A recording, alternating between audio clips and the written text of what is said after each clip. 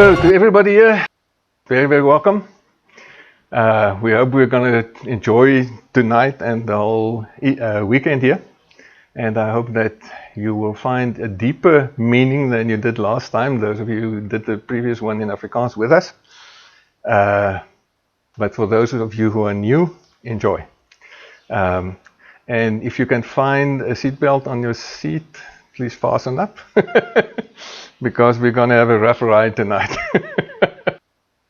Okay, we're going to pray later, so let's start with the title of the teaching is Bibliolatry. Bibliolatry is, of course, sort of a mixed word, in the sense that it mixes the word Bible and the word idolatry with one another. So bibliolatry means making an idol of the Bible.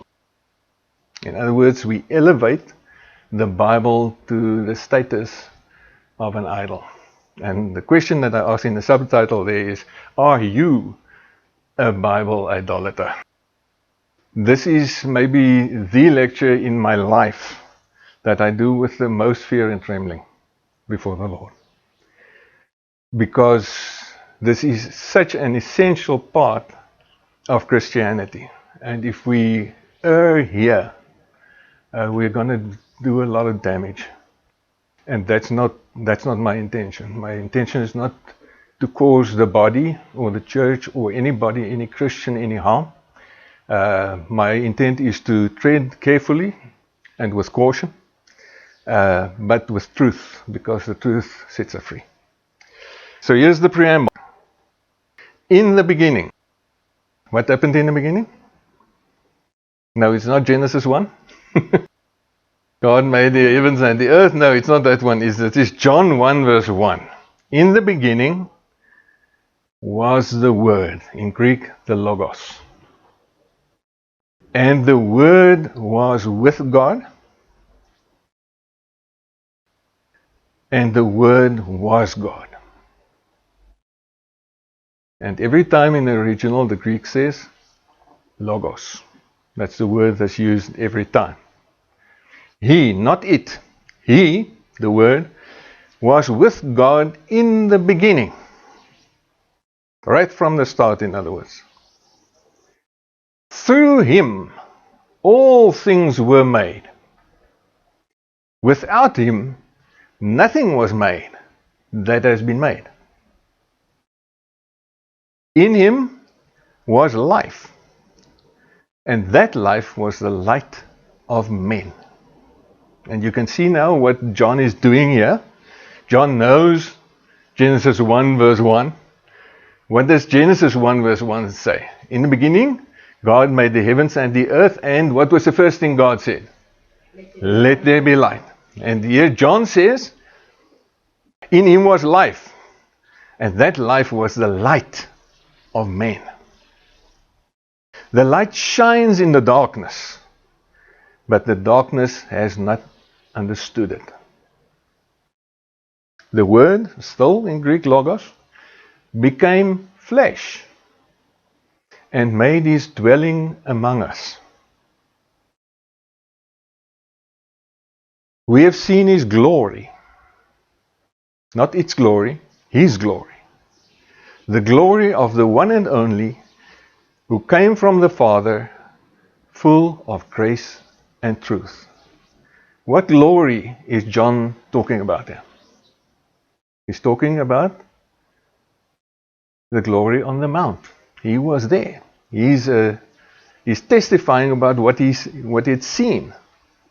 He was there, Peter was there, James was there, and they saw the glory of the Son of God on the mountain, and that's what he's speaking of. We have seen his glory, the glory of the one and only who came from the Father, full of grace and truth. How did he know that he came from the Father? Because there was a voice on the mountain who said, "This is my beloved Son, in whom I am well pleased. Listen to him." The Apostle John, who wrote down these words, spent his vintage years in Ephesus, in Asia Minor, today Turkey, and eventually died there. He was one of the only apostles who lived until old age. Most of them died early. John calls Jesus the Word, Greek logos once again, and thereby adds a wholly new Greek word to Scripture. What does John mean by this word logos? Now, each of us who sits here has his own idea of what the word logos means. Let's go to the root of it all.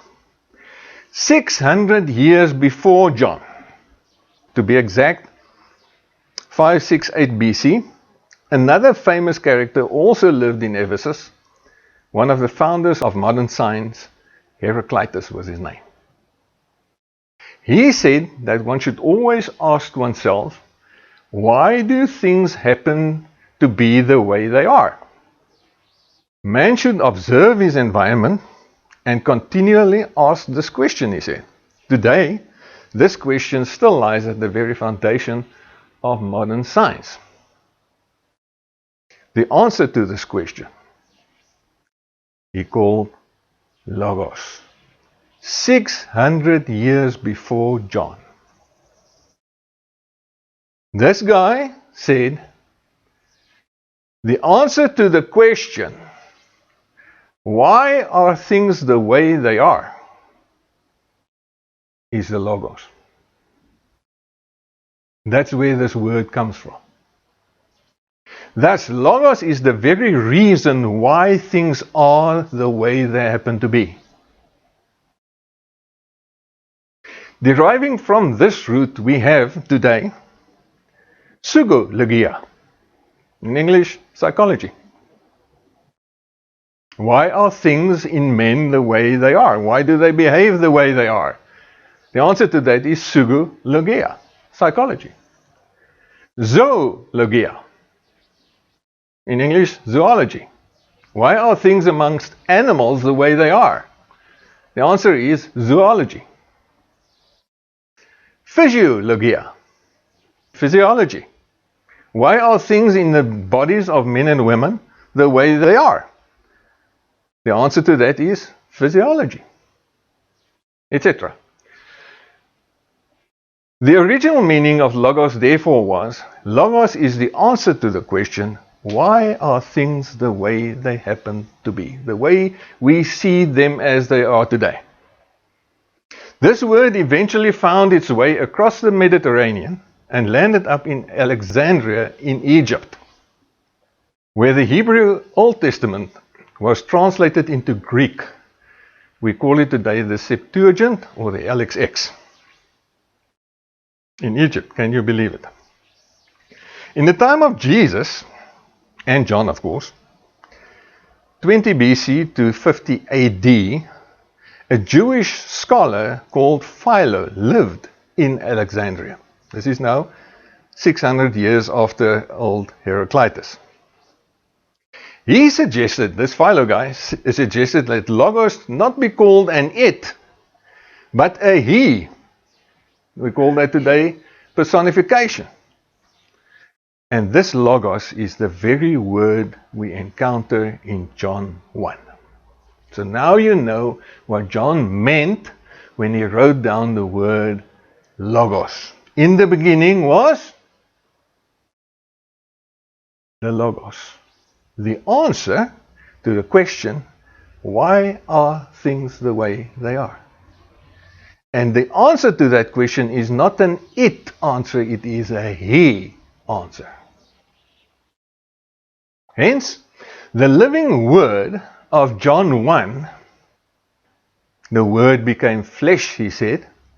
Hence, the living word of John 1 has absolutely nothing to do with the Bible. Which comes as a shock to most Christians, because they think it's the Bible that became flesh. No, not at all. Nie is amper nie. It singularly refers to Jesus, the unique Son of God, through whom God had created everything, who constitutes the origin of let there be light, who became flesh and made his dwelling amongst us. Jesus is not the Bible, or the Torah, if you're a Hebrew rooter, who became flesh. The Word, the Logos that John speaks of, is Jesus, not the Bible. The living Word was Jesus, the Logos, the answer to the question, why are things the way they happen to be? The unique Son of God who had existed since eternity. So let's celebrate that.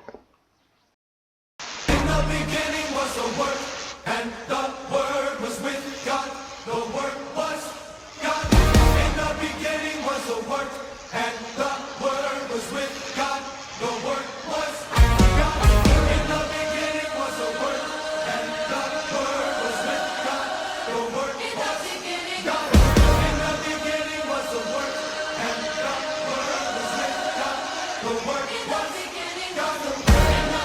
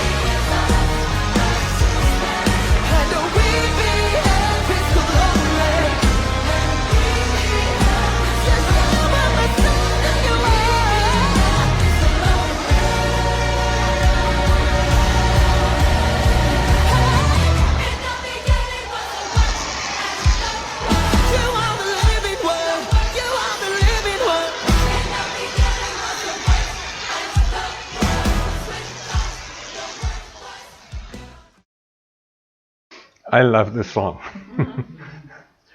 I really think it's a wonderful version of Scripture. But then came the church.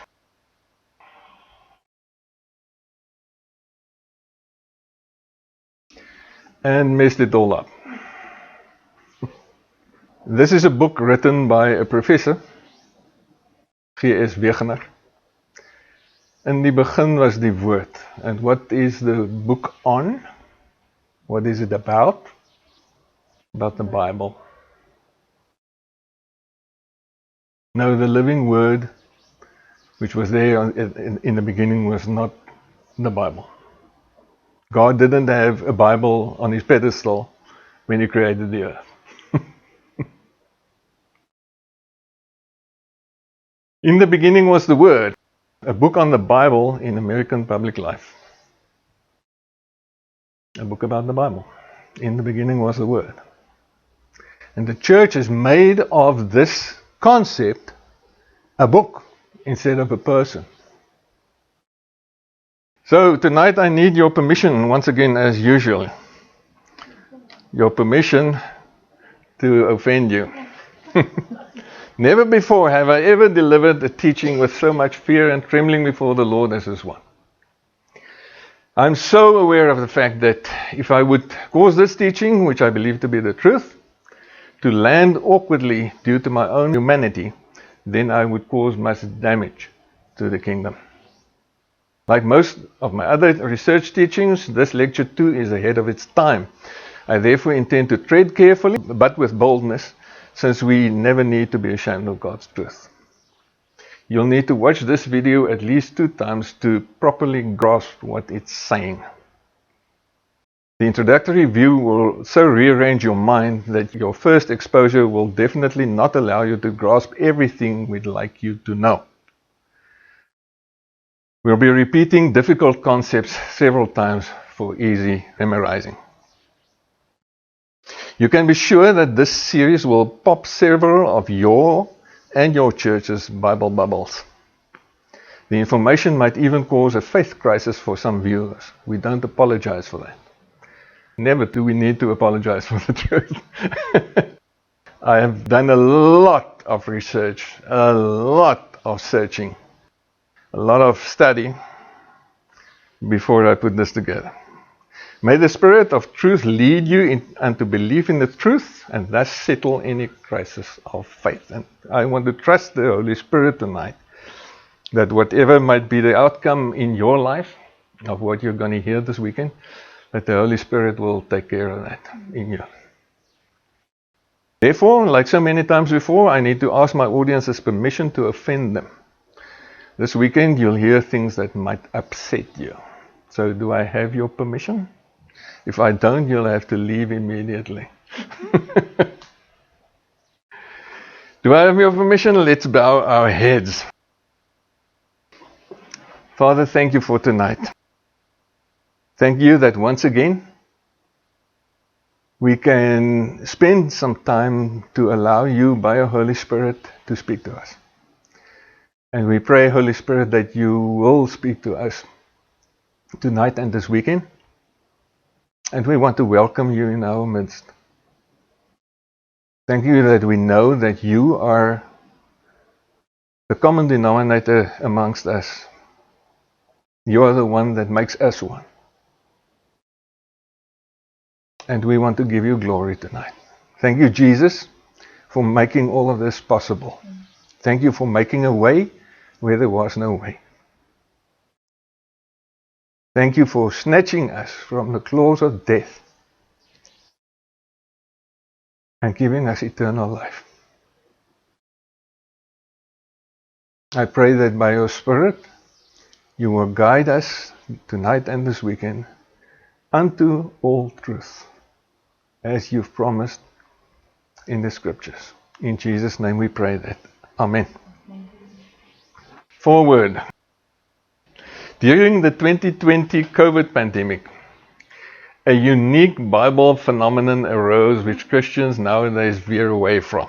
Do you still remember? It's 5 years, 6 years ago.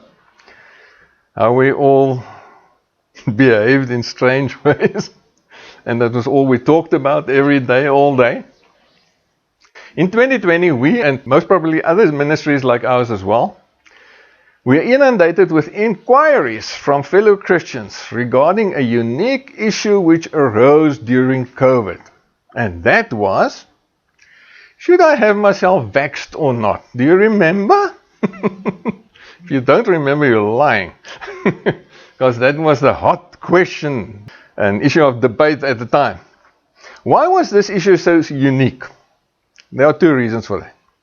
Number 1, it concerned the entire Christian world worldwide.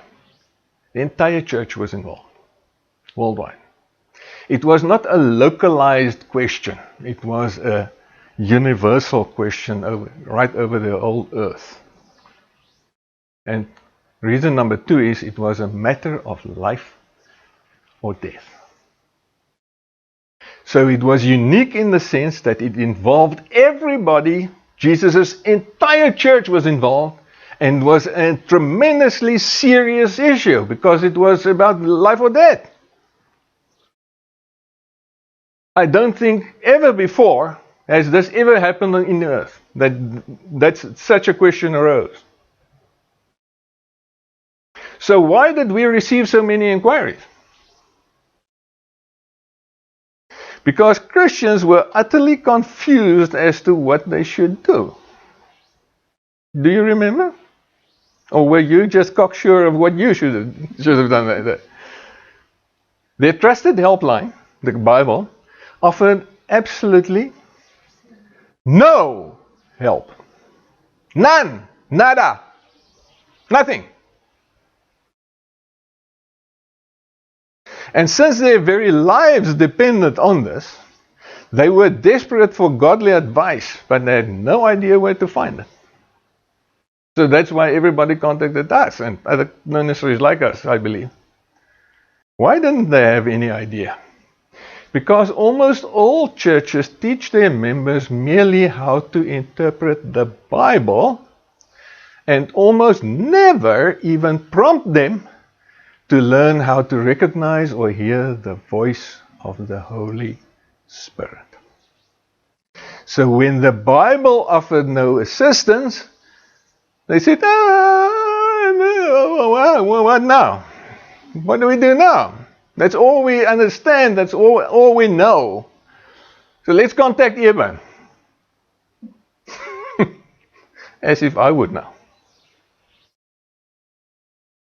You know what I told people? I said to them, go and listen to the voice of your inner rabbi, the Holy Spirit. That's what I told them. Many churches adhere to a doctrine which is called cessationalism. The root word there is the English word cease. To cease is to stop. They say the gifts have stopped after the apostolic age. The supernatural gifts of the Spirit stopped. God doesn't speak to us directly anymore. He speaks only through the Bible. The offices have stopped. There's no apostles anymore. There are no evangelists anymore. There aren't any prophets anymore after the apostolic age. That's what cessationalism says. A doctrine which teaches that the Holy Spirit in our day speaks exclusively via the Bible. Only through the Bible. And now we sit with a question that the Bible doesn't help us one bit. Now what now? So we'd like to invite any cessationalist pastor to present for us his sermon, whereby he gave his members guidance from Scripture concerning the vax issue of 2020. And I want to extend this invitation to anybody worldwide to send me that sermon, by which the pastor gave his congregation guidance from Scripture on the vax issue. Such a sermon doesn't exist. We extend this invitation specifically to, and you'll see why I call out these people, Grace Community Church, formerly John MacArthur, Justin Peters, Mike Winger, Stephen Nichols, Ryan Day and Chip Bennett, the very self-confident, loud, vocal and often arrogant proponents of cessationalism on the internet.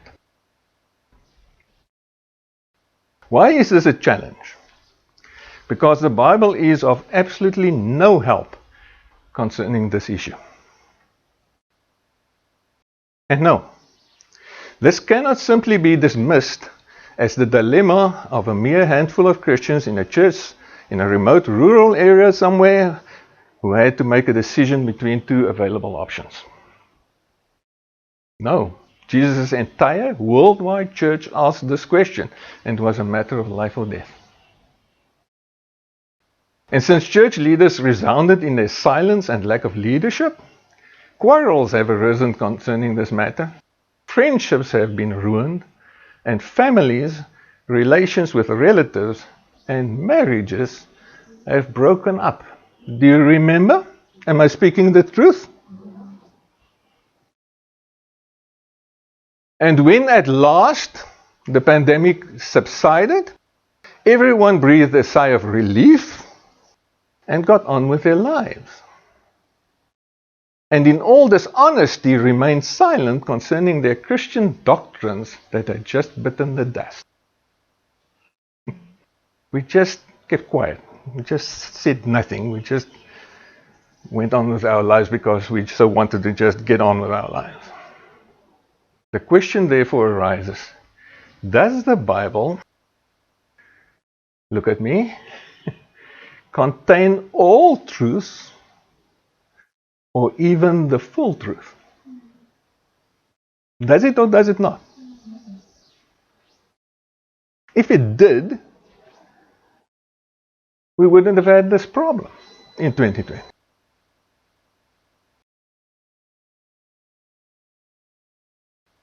The answer is a resounding no. Churchill said, he was the Prime Minister of England in the time of the Second World War, he said, men occasionally stumble over the truth, but most of them pick themselves up and hurry off as if nothing has happened. And that is exactly what happened to us in the time of COVID.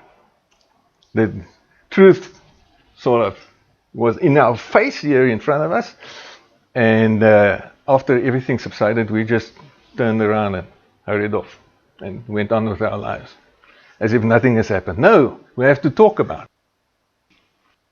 The Bible says about this, and it's Jesus speaking, he says, but the Counselor, the Holy Spirit, whom the Father will send in my name, will teach you what?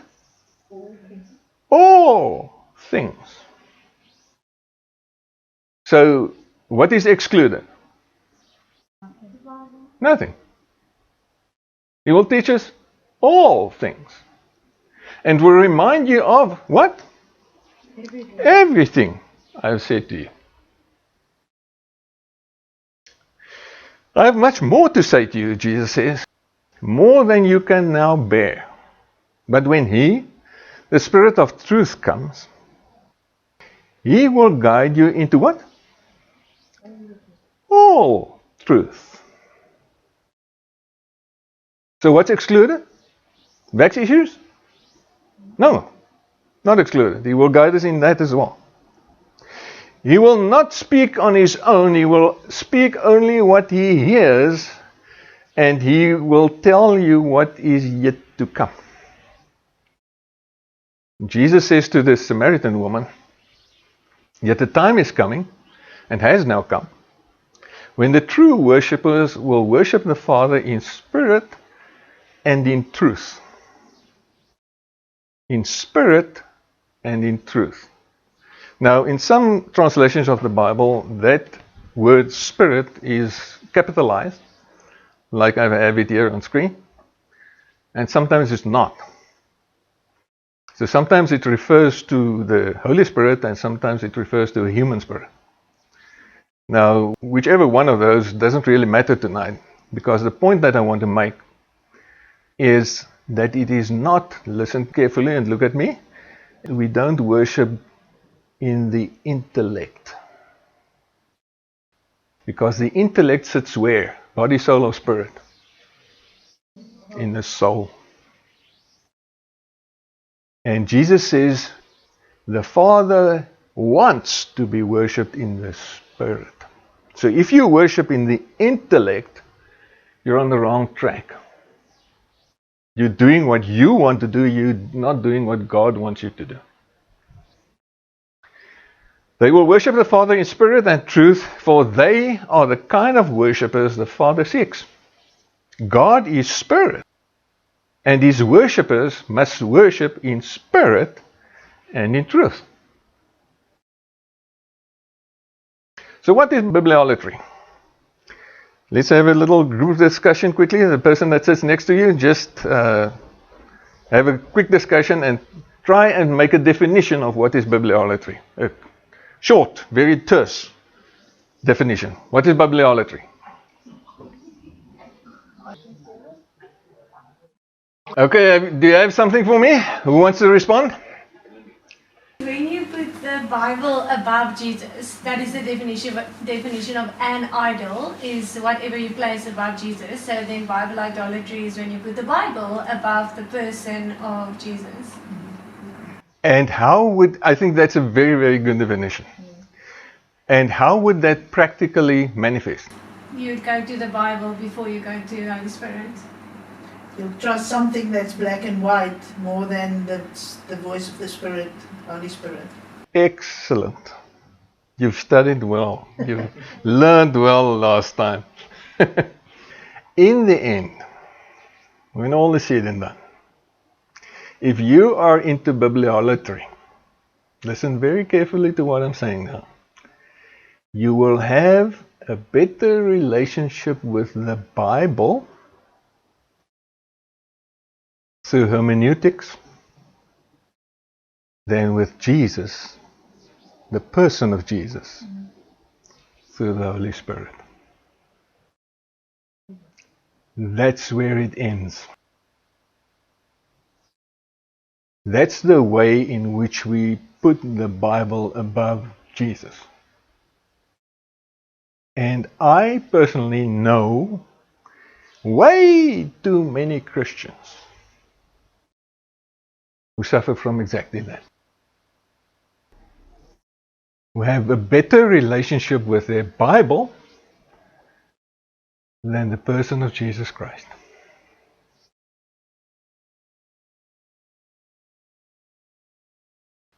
I actually know very few that are not into this.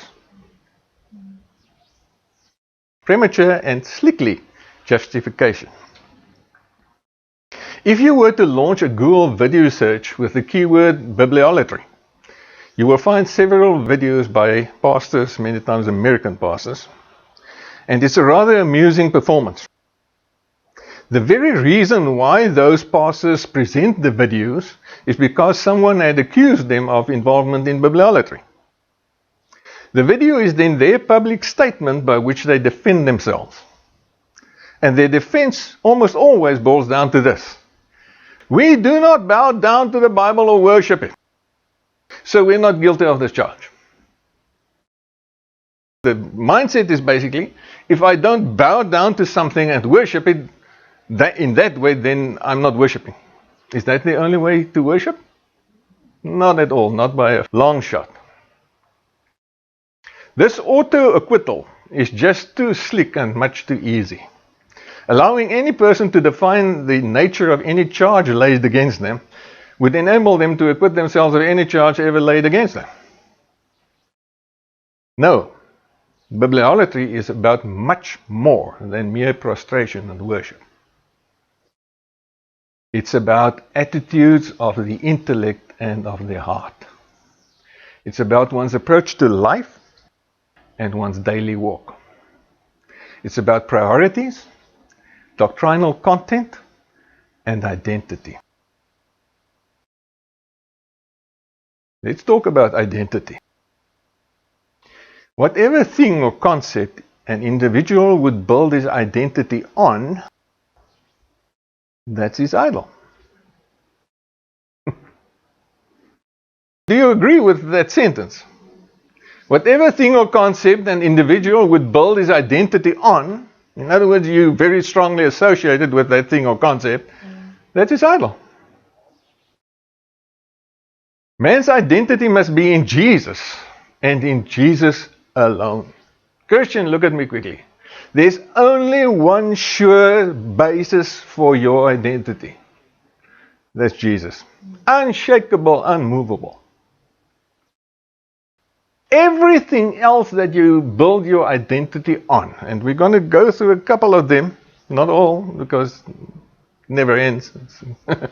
It's a never-ending story of how we can sin in this way.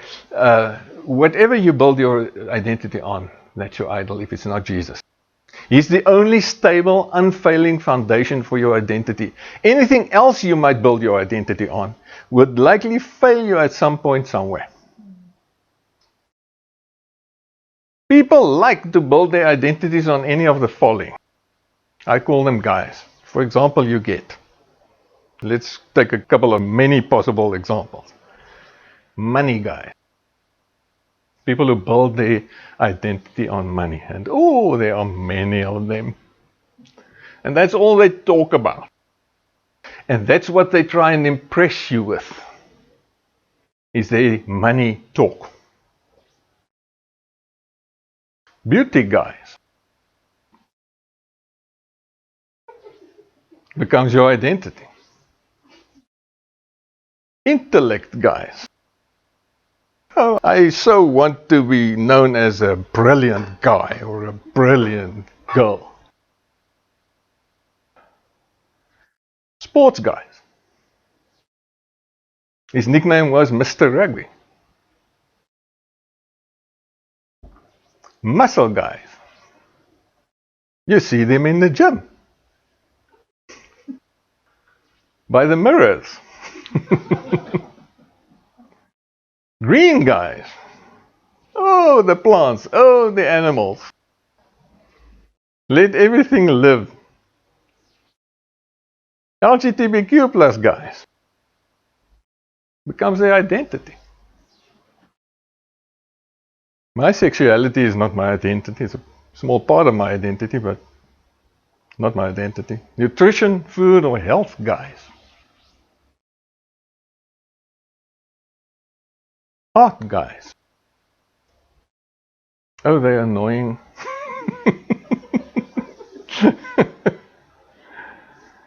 Influencer guys. You become a keyboard warrior for whatever cause. Political, racial, language group guys.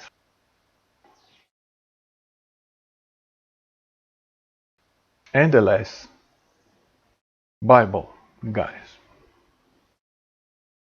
And those are the ones we're going to be talking about. Your identity is built on the Bible. You are an idolater. Sorry to say it, but I have to be honest. We have good reason to believe that this verse in Ezekiel applies, amongst other things, to bibliolaters. Ezekiel says, "This is what the sovereign Lord says. When any Israelite sets up idols in his heart and puts a wicked stumbling block before his face, and then goes to a prophet, I, the Lord, will answer him myself." How? In keeping with his great idolatry.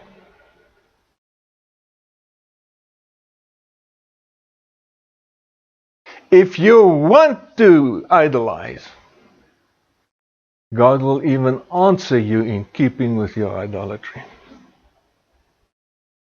This is scary. Introduction. We are still lifting off. This lecture is actually a part of a larger lecture series which we are doing. The name of that is House Churches. We've realized we need to teach people about house churches because the end times is storming at us. And that's the only vehicle that the Church of Jesus Christ is going to have to facilitate worship in the times of persecution. And we see it already all over the world happening today, especially in China, where there is a persecuted church. People cannot have institutional churches. They go into house churches. And the house churches is a totally different paradigm than an institutional church. And this is part of the change in paradigm that we have to go through. We've realized how utterly vital the correct application of the Bible will be during the end times for believers operating from house churches. Therefore, this topic cannot be postponed any longer. By the way, house churches is the biblical form of doing church. Institutional churches is not. It's not in the Bible at all. The leg of mutton metaphor. Most of us are probably familiar with the joke about the grown daughter who asked her mother why the mother always, when cooking a leg of lamb, broke the big bone. The mother's response? I don't really know, but grandma always used to do it like that. So the daughter went and asked the grandma. The grandma's response? We were very poor and couldn't afford a large oven pot. So I had to break the big bone to fit the leg of lamb into my small pot. That was the reason. It had nothing to do with the recipe, it had nothing to do with the taste, nothing to do with preserving it in any way. It's just a practical means of getting the piece of meat into a pot. Now, if this story were allowed to proliferate for a few more generations, the following leg of lamb doctrines would evolve through the generations. Number one, When a leg of lamb gets cooked, its big bone must be broken. No matter what pot you use. Number 2, a leg of lamb tastes better when you break the big bone. Number 3, a leg of lamb is more tender when you break the big bone. Number 4, it is dangerous to cook a leg of lamb without breaking the big bone. And number 5, the older generation understood things about legs of lamb that the new generation simply does not. Etc. And we can go on and on ad infinitum with that. In our day, after 2,000 years of Christianity and 500 years after the Reformation, similar fabricated doctrines have evolved, not about legs of lamb, but about the Bible. Illogical, unreasonable doctrines that we have about the Bible today. And we have no idea where they come from anymore, because they started generations ago. The church as organization and industry. Some churches today have church in industrial buildings like that. Since the last book of the Bible had been authored about 1900 years ago, dozens of generations of Christians have come and gone. Do you agree? Mm-hmm. And unfortunately, church in our day has become an enormous industry with a myriad of vested interests and thousands of different traditions and hidden agendas worldwide. And just like with the leg of lamb, all sorts of unreasonable doctrines have arisen concerning the Bible. For example, attributes have been ascribed to the Bible that do not originate from the Bible at all. Look at me, Christian, tonight. And you believe them. And if I ask you, where do you get this belief from? You will say, I think it's from the Bible. Then I'm going to ask you, go and fetch it for me. And then you're going to start paging through your Bible. And you're going to page, and you're going to page, and you're going to page. And you're not going to find it. Why not? Because it's not there. You get your belief about the Bible from another source outside of the Bible. And I'll show you tonight what you believe. A lot of nonsense. Attributes that, when examined, are aimed at elevating the Bible unto a level it had never been intended to be. And if you do that, what does the Bible become then? It becomes an idol. Attributes that had led to abuse and misapplication of the Bible and ultimately lead to control over and exploitation of people and money. Attributes that make the Bible an end in itself, elevating it above Jesus, and hence are the direct cause of bibliolatry. Although the Church of Jesus Christ is supposed to be an organism, something that's alive, it has become an organization in our day, a system. And in the majority of cases, a business enterprise. It is an industry that collects billions of tax-free rands and dollars worldwide and provides jobs and livelihood to hundreds of thousands of employers and employees. Do you agree? Doesn't make sense. Because of these enormous vested interests in the preservation of the current church industry, we find in any church conversation a myriad of unsolicited hidden agendas. A relationship with a book instead of a person. Have a good, thorough look at those two pictures. Spot the difference.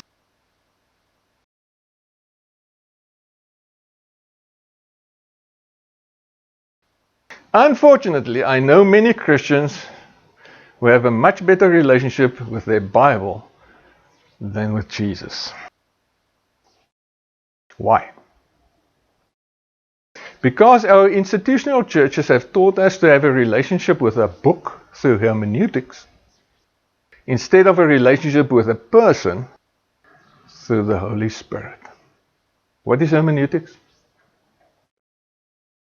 Hermeneutics is what pastors get taught at seminary or in Bible school. It's a set of rules which you need to apply when you do exegesis.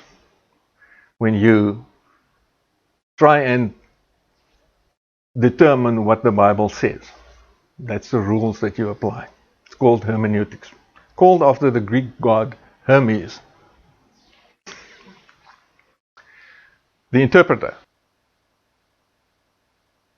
Reading and studying the Bible over and over again doesn't, have a very good look at the sentence, doesn't cause the Word of God to dwell in such a person at all. And what I say here in this sentence comes directly from the Bible.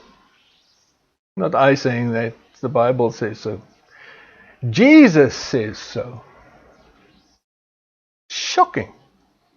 Because we've been told, study and read the Bible. Doesn't cause the Word of God to dwell in such a person at all. We'll see why in a moment. Jesus speaking. He says, if I bear witness of myself, my witness is not true. Who's he speaking to? He's speaking to the Pharisees and the scribes. And note that he doesn't say the following. This is what he doesn't say. He doesn't say, if I bear witness of myself, my witness is not valid.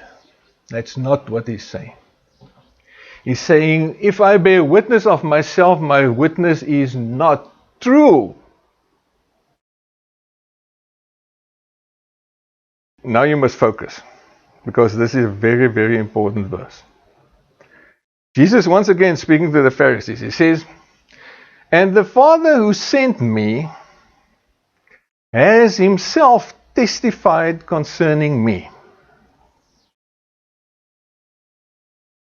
You, Pharisees and scribes, you have never heard his voice nor seen his form. Speaking of the Father. Nor does his word dwell in you. Hey! Who are you speaking to? The Pharisees and the scribes. The Bible guys of the New Testament. Who, when they went through Bar Mitzvah at age 12 or 13, had to learn by heart a piece of the Torah and had to recite it to pass Bar Mitzvah. They knew the scripture. Jesus tells them, he says, nor does his word dwell in you. He says that helped you nothing. Why not? For you do not believe the one he sent. Then he goes on and says, there are things you don't do. You do not believe in me. That's what he's saying. But what do you do? You diligently study the scriptures, because you think that by them you possess eternal life. And he says, just above that, he says, his word doesn't dwell in you. You study and study and study, and that brings you nowhere. His word doesn't even dwell in you. Why? Because it goes to their intellect. That's what study does. Go and read what the book of Proverbs says about lots of studying. These are the scriptures that testify about me. Yet you refuse to come to me to have life. What's Jesus saying to the Pharisees and the scribes? He says, you don't know the Father. I come from the Father. He sent me. What do? You study the scriptures all the time. But you don't want to come to me because you want to go to the scriptures. And that doesn't help you one thing, because the scriptures, the word doesn't even abide in you. And that's the problem of man. That's the problem of the modern church as well. We want to study the scriptures instead of going to Jesus. He says, if you study the scriptures, you know what you will find. It speaks about me. That's what he's saying here. He says, if you miss that, you're missing the whole thing. If you study the scriptures for the sake of studying the scriptures, then you're missing the whole point. I, Eben, have learned from hard experience. When people hear what I have to say about bibliolatry, most of them immediately defend the Bible. Even when I was still busy with the research for this lecture, when I told people what I was going to say, they everyone immediately started to defend the Bible. Nobody ever defended the Holy Spirit. Nobody.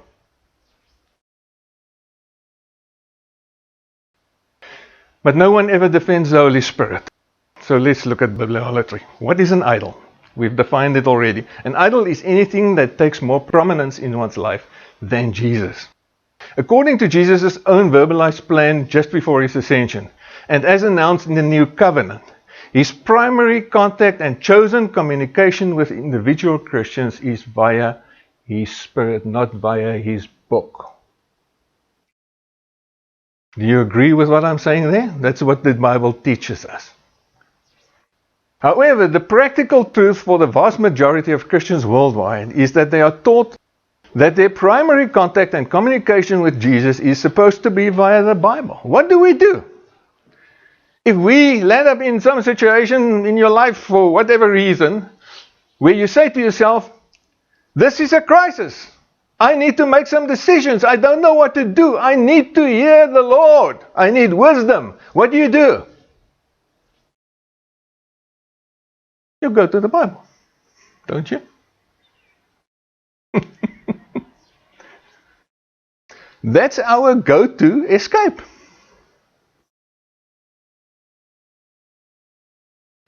Because that's what we've been taught. The result is that almost all church leaders and their members grant the Bible more prominence than the Holy Spirit. In your church, how much time is spent on the Bible versus the time spent on the Holy Spirit? If the first one is greater than the latter, then your church is into idolatry. And allot much more time and training to the Bible than to the Holy Spirit. And that is just downright idolatry. Almost every institutional church in the world is guilty of this. But how is it possible that something given by God, like the Bible, could result in idolatry? I mean, it's given by God. Don't we believe that? How could it lead to idolatry? Well, it's easy. And it's not the first time either that it happens. 2 Kings. He, Hezekiah, broke into pieces the bronze snake Moses had made. Why? For up to that time, the Israelites had been burning incense to it. It was called Nehushta, meaning a bronze thing. That's what people do. That's how we are. We are human. That's our nature. We will take anything and everything that we can lay our hands on and make an idol of it. Even if it's directly from God, like this bronze snake. Bibliolatry undermines faith. What is faith? Hebrews tells us exactly what faith is. Now, faith is being sure of what we hope for and certain of what? What we do not see. So faith is about things we don't see. Do we see Bibles? We do. So if you don't try and strengthen your faith with the Bible, it's not a very good plan to do it like that. Because what you see undermines your surety of what you cannot see. Faith is about things that cannot be seen. But the Bible and this text can be seen, and that's why we love it so much. It's a very concrete item. Manuscripts can be seen, analyzed, translated, and dated. Biblical texts and doctrines can be reasoned about. We love that. We're very good at that. Hundreds of other applications of the Bible and its manuscripts could be listed here. But it is much more difficult with the Holy Spirit. Why? Because you can't see Him. The sad truth is that the vast majority of Christians today have been trained by their leaders to establish their certainty not via faith in real but unseen things, but via hermeneutics in the visible, so-called objective Bible. Have a look at what I've got on screen there for you. One of the great icons in the NG Church in South Africa. He's not with us anymore. He's passed away, Dr. Willie Marais. But he's written a book. Ek glo in die Bible. I believe in the Bible. Oh my goodness. Dr. Willie, you are supposed to believe in Jesus, not the Bible. And he's not the only one. Dr.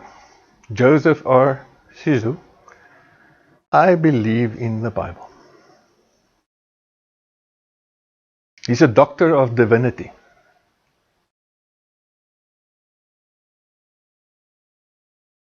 In short, most Christians today worship Jesus via the visible Bible through hermeneutics, not via the invisible Holy Spirit by faith. Many churches and Christians today proudly declare, listen to this, that they are Bible believing. They are so-called Bereans. And that guy there, Dave Hunt, actually he's also passed away now, but he made a ministry of it. His ministry's name was the Berean Call. Who are the Bereans? What's it speaking about? It's in the book of Acts. The people in Berea, when Paul arrived in Berea, they went and they checked the scriptures to see whether what Paul said was true, whether the scriptures agree with that. So people now say, I'm a Berean. Whatever I see, I check the scriptures. So I'm a Berean. And Dave Hunt said, I make a ministry of it, the Berean Call. Look at that. A pastor conducting a whole course on why I believe in the Bible. Oh my goodness. And he calls himself a pastor. And he's not the only one. There's number 2. Why I believe in the Bible. A whole course on that. Why do they say this? Because theologians call, number 1, nature the general revelation of God, and number 2, the Bible the particular revelation of God. Do you remember that from catechism? Die algemene openbaring en die besondere openbaring. According to the Belgic and Dutch confessions of faith, there is no other revelational option. In other words, how do you know God? These confessions of faith say there's only 2 options to know God. Either by nature or by the Bible. Why does it say nature? Because the Bible says so. The circular argument. But anyway, that's how theologians do their things. And that's the only way that you can know God.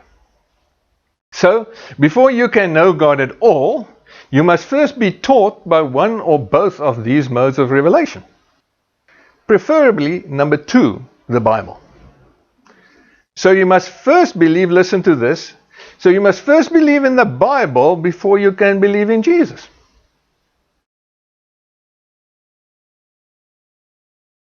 So what do you believe then in? Primarily. If you first believe in the Bible and then in Jesus, you're actually believing in the Bible. And I made a note there, tell the story about the EE3 course. A decade or two ago, I did the EE3 course. It stands for Evangelism Explosion number 3. It's not 101, 103. At that time, the computer terms were not as widely known. And what do they teach you in this course? How to evangelize people? And some American guy started this. You go to the guy with your Bible and you say to him, do you believe as I do that this is the Word of God? And the moment he agrees with you that this Bible is the Word of God, then you use certain verses in the Bible, and they teach you well on which verses and how you do it. Like a sheepdog would handle a lot of sheep into a camp or a enclosure or something like that. In that way you use those verses of Scripture to herd this guy into acknowledging that Jesus is the Messiah. And then this guy is converted. And that's how you evangelize. What have you done? Implicitly, you've asked this guy, first believe in this book. And if you believe in this book, then you can believe in Jesus. So what does he believe in the end? If he sits in prison like Richard Wurmbrand without a Bible, does he then still believe?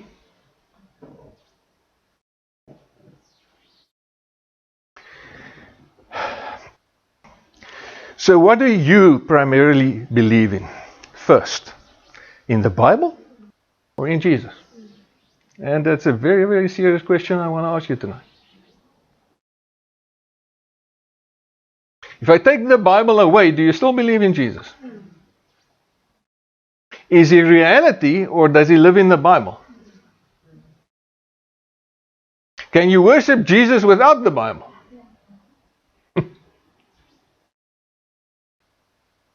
And if your faith, and especially its assurance, is based in the visible Bible, then you are lost. Then you are serving an idol. Man is saved by faith in the person of Jesus, not the book of Jesus. Unfortunately, once again, I know way too many Christians who have a much better relationship with their Bible than with the person of Jesus. If this presentation has blessed you, we kindly request you to consider donating to Trumpet Call. Trumpet Call is not a church. Trumpet Call is a ministry which we run from a private residence. We don't collect any tithes from any members. We simply do our job by means of the donations we receive from kind-hearted supporters. On the screen, we give you a SnapScan QR code to scan with your mobile phone to donate to us. We also supply our banking details. Thank you so much for your kind support. It's much appreciated. God bless.